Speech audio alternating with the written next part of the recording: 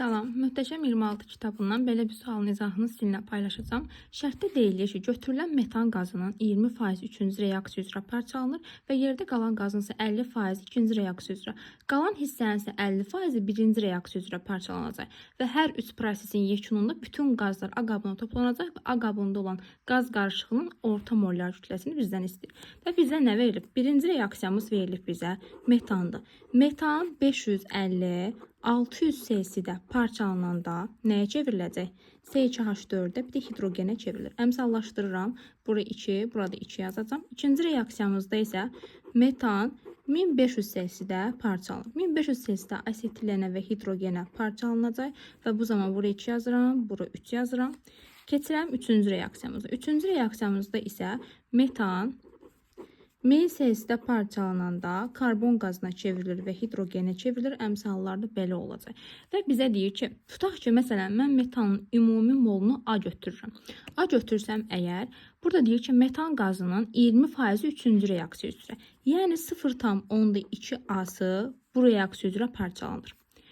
Yerdə qalan qaz, yəni A-dan çıxıram 0,2 A-nı, qalır 0,8 A. 0,8 A-nın 50%, yəni 0,4 A-sı ikinci reaksiya üzrə parçalanacaq. Qalan qaz nə qədər qalıb? Qalan qazımız 0,4 A-dır. 0,4-ün də yenə 50% parçalanır. Yəni 0,2 A buradan parçalanacaq. 0,2-dir. Burada yazıram. 0,2 A-da metanın qazı artıq qalacaqdır. İndi mənə deyir ki, burada hər üst prosesin yekununda, yəni hamısı A-ya toplanacaq və burada M ortanı bizdən istəyəcək. Tapmalıyam buradan nə qədər maddə alınır. 0,2 A-dan buradan 0,1 A C2H4 alınacaq. 0,2 A-da hidrogen alınacaq. Buradan 0,4 adısa bu da 0,2 adı, bu 0,6 adı. Bu bərk maddə olduğundan bunu götürmürəm. Mənə qazları istəyirəm, qazlara götürəcəm. Buradan da 0,4 A eləyəcək. Ümumi hidrogenlərimiz nə qədər eləyəcək? 1,2 A qədər hidrogen var burada. Bunu qeyd edirəm bura.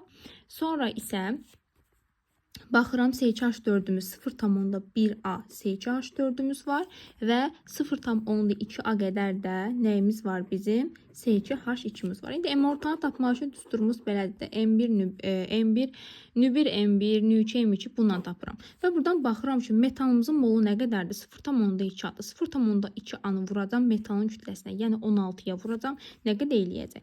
3,2 A üzərinə gəlsin. 1,2 A-nı vuracam hidrogenin kütləsini 2'ye 2,4 A eləyəcək. Üzərinə gələcəm. 0,1 A-nı C2H4-ün kütləsinə vuracam. Yəni 28-ə vuracam. 2,8 A eləyəcək. Üzərinə gələcəm.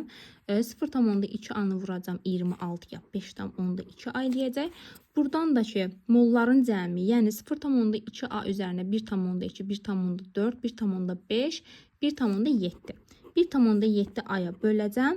Axırda da burada qalacaq 8. Cavabımız da eləyəcək bizim C bəndi.